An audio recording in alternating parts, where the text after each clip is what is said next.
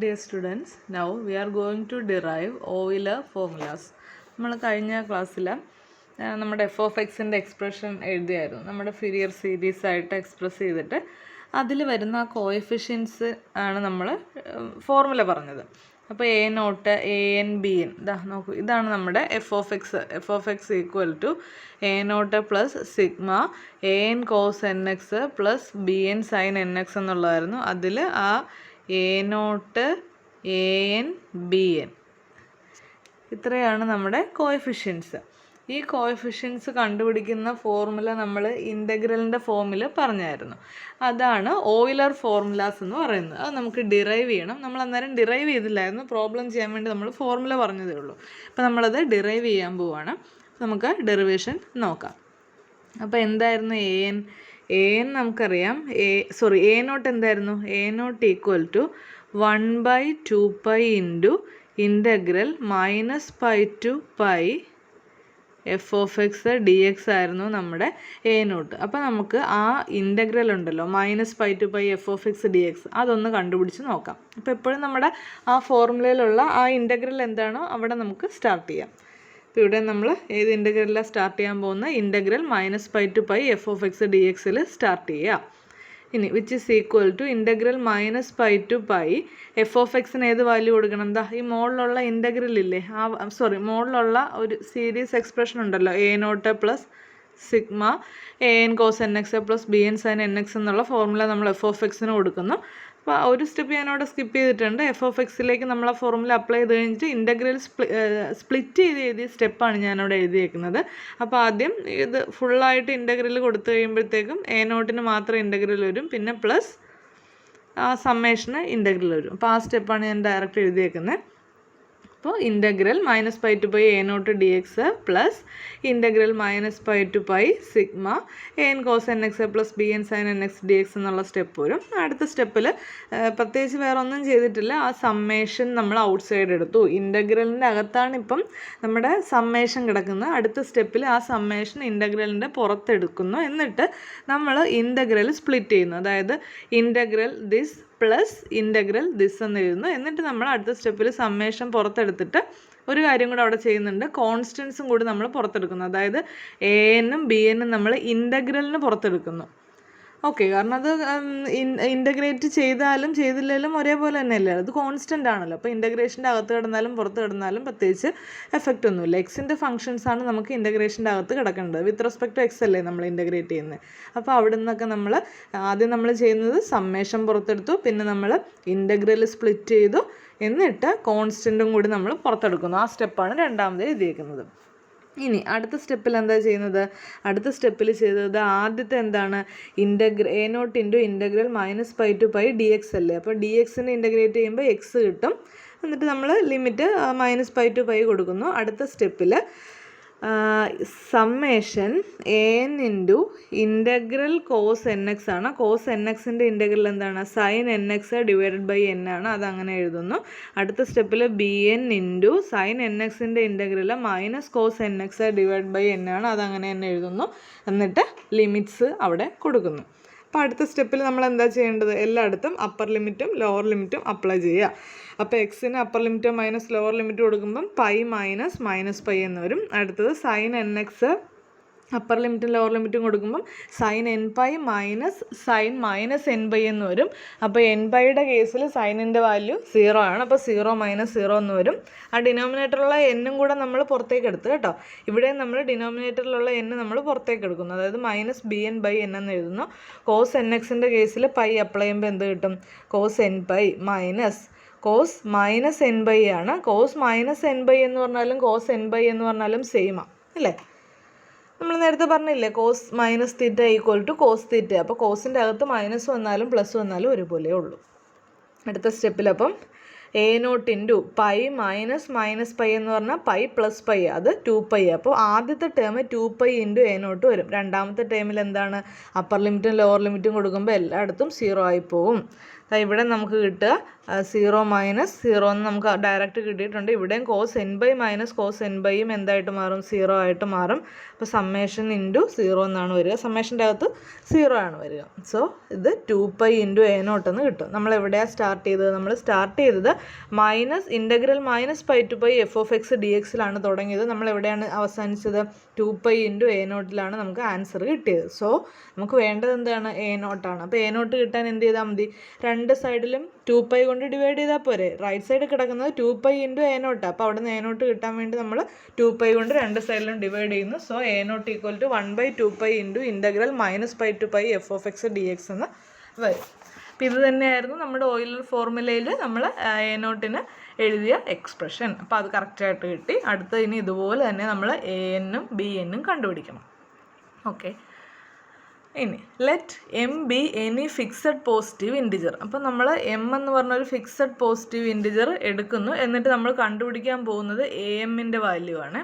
ഒരു fixed ഇൻറ്റിജറിന് corresponding ആയിട്ട് വരുന്ന, അല്ലെങ്കിൽ ഒരു ഫിക്സഡ് n-ന് കറസ്പോണ്ടിങ് ആയിട്ട് വരുന്ന an. ഇവിടെ നമ്മൾ m എന്നെടുത്തു, എന്നിട്ട് am ആണ് നമ്മൾ കണ്ടുപിടിക്കാൻ പോകുന്നത്. അപ്പോൾ അത് നോക്കാം. അപ്പോൾ അതിന് വേണ്ടിയിട്ട് നമ്മുടെ ആ എക്സ്പ്രഷൻ എന്തായിരുന്നു നിങ്ങളൊന്ന് റീകളക്ട് ചെയ്ത് നോക്കിക്കേ. നമ്മളിപ്പോൾ എം അല്ലേ എടുത്തേക്കുന്നത്. അപ്പോൾ am എന്ത് വരും? am എന്ന് പറഞ്ഞാൽ which is equal to 1/π into integral f(x) into cos mx dx എന്നായിരുന്നു. ഓക്കെ, അപ്പോൾ ഇവിടെ മൈനസ് π ടു π ഉണ്ട് കേട്ടോ. നേരത്തെ നമ്മൾ പറഞ്ഞ പോലെ ഏതാണോ അവിടെ വരുന്ന ഇൻ്റഗ്രൽ, ആ ഇൻ്റഗ്രലിൽ നമ്മൾ സ്റ്റാർട്ട് ചെയ്യുക. അപ്പോൾ ആ ഇൻ്റഗ്രൽ എന്ന് പറഞ്ഞാൽ f(x) ഇൻറ്റു കോസ് mxൻ്റെ ഇൻ്റഗ്രലാണ്. അപ്പോൾ നമുക്ക് ആദ്യം എന്ത് കണ്ടുപിടിക്കണം? f(x) ഇൻറ്റു കോസ് mx കണ്ടുപിടിക്കണം. അപ്പോൾ അത് നമുക്ക് എഴുതാം. ഇവിടെ എഴുതിയിട്ടുണ്ട് f(x) ഇൻറ്റു കോസ് mx. അപ്പോൾ f(x)ൻ്റെ എക്സ്പ്രഷൻ അങ്ങനെ തന്നെ എഴുതുക.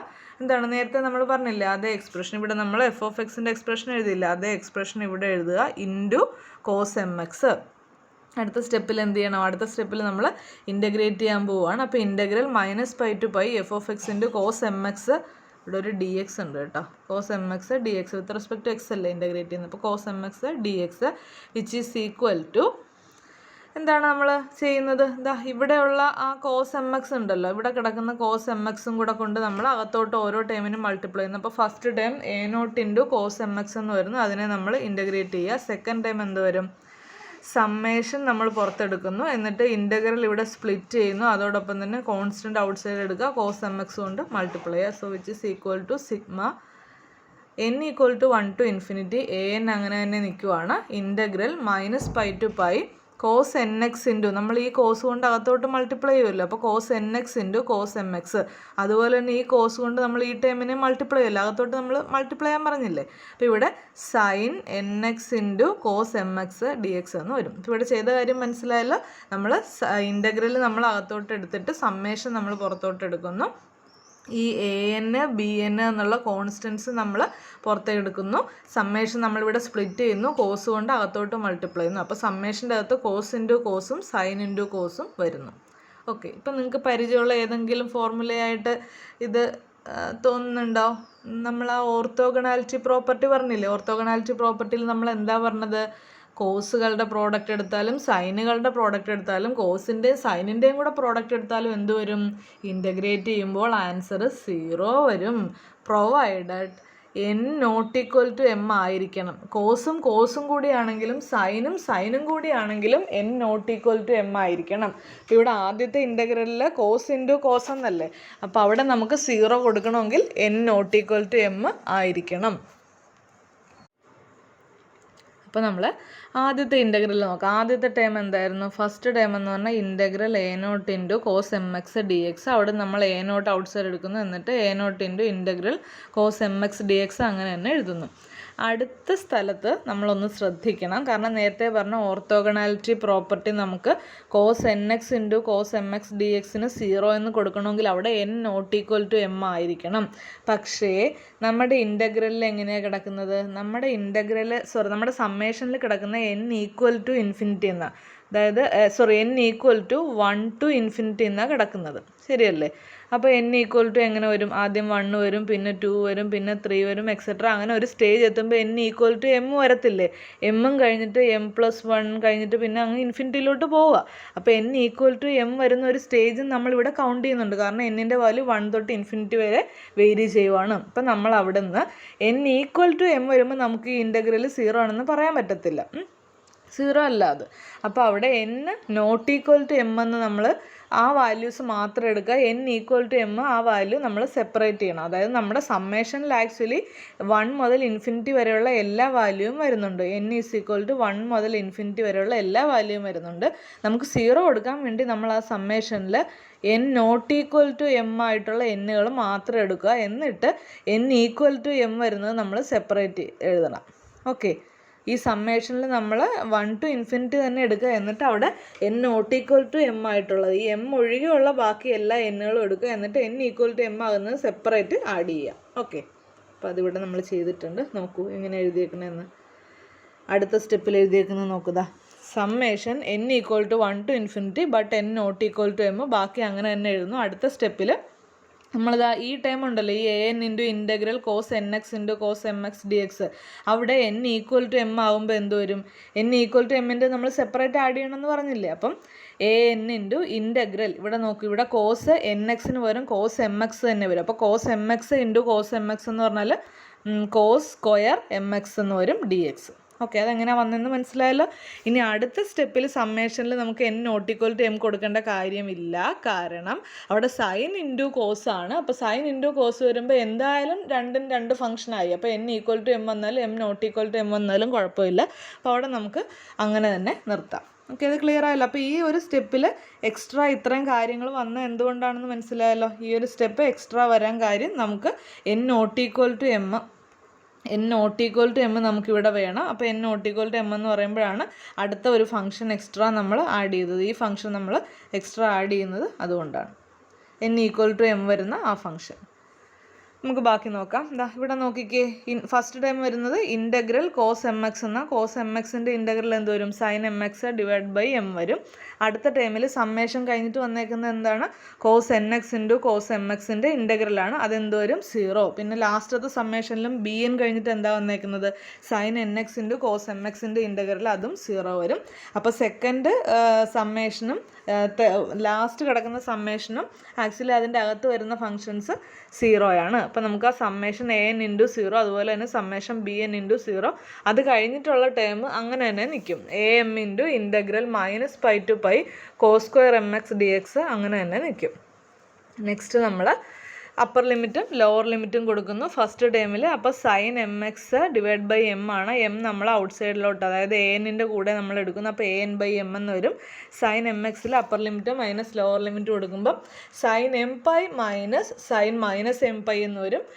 പൈയുടെ മൾട്ടിപ്പിൾസിലെല്ലാം സൈനിൻ്റെ വാല്യൂ 0 ആണ്. അടുത്ത ടേം 0 ആണെന്ന് വരും. ഇനി നെക്സ്റ്റ് ടേം നമ്മൾ an into integral cos square mx അങ്ങനെ തന്നെ നിർത്തുക. അടുത്ത ടേം 0 വരും. അപ്പോൾ ഫൈനലി എന്താ വരുന്നത്? am ഇൻറ്റു ഫസ്റ്റ് ടേമും സെക്കൻഡ് ടേമും ലാസ്റ്റ് ടേമും 0 ആയിപ്പോയിട്ട് നമ്മുടെ ഈ തേർഡ് ടേം മാത്രം നോൺ 0 വാല്യൂ വരും. അപ്പോൾ ഇനി നമ്മുടെ ആവശ്യം കോസ് സ്ക്വയർ mxനെ ഇൻ്റഗ്രേറ്റ് ചെയ്യുക എന്നുള്ളതാണ്. കോസ് സ്ക്വയർ mxനെ ഇൻ്റഗ്രേറ്റ് ചെയ്യണമെങ്കിൽ അതിനെ എങ്ങനെ എക്സ്പ്രസ് ചെയ്യണം? അതിനെ 1 plus cos 2mx divide by 2 എന്ന് എക്സ്പ്രസ് ചെയ്യുക. അപ്പോൾ 1ൻ്റെ ഇൻ്റഗ്രൽ എക്സ് ആണ്. കോസ് 2mxൻ്റെ integral sine 2mx divide by 2 ആണ്. ഈ താഴെയുള്ള 2 നമ്മൾ ഔട്ട് സൈഡ് എടുത്തായിരുന്നു കേട്ടോ.